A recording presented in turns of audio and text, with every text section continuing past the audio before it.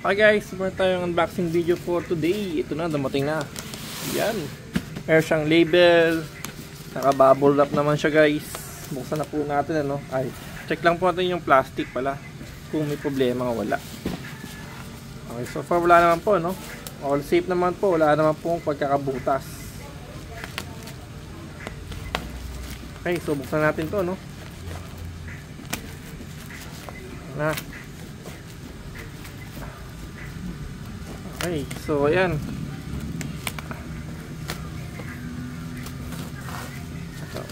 Natin siya dito. Meron tayong P-map. Ayan, nakalagay naman guys. P-map po ang pangalan.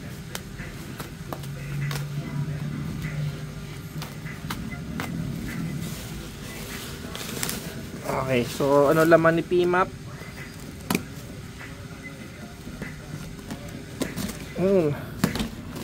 Okay, so mayroon tayo ditong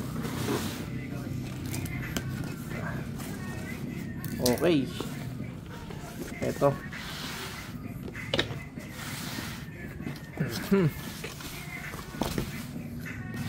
Ito yung kanyang handle.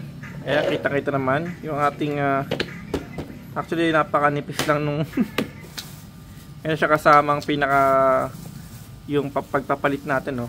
Extra 1, 2 3. Ito yung mismong main.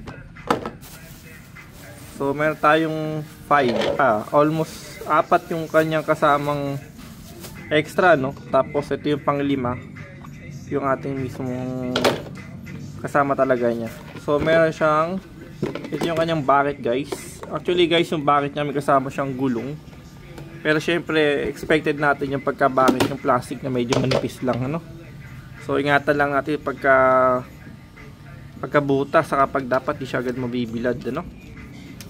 So ito yung kanyang handle. Napakadali lang naman i-assemble. Tapos ito lang naman yan halos.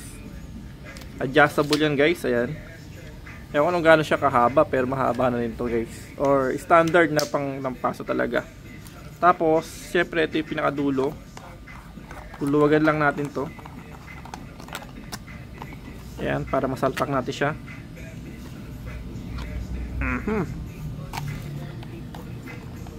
Ito na.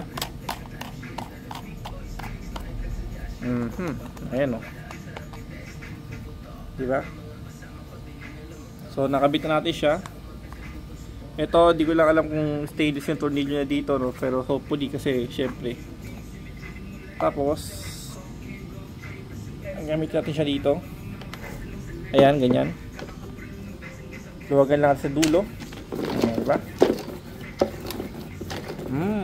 Okay guys, so okay naman. Wala tayong naging problema. Okay. And thank you for watching po, no? Ito po ang P-map. Pero P-map kasi yung nakalagay sa kanya, no? D11.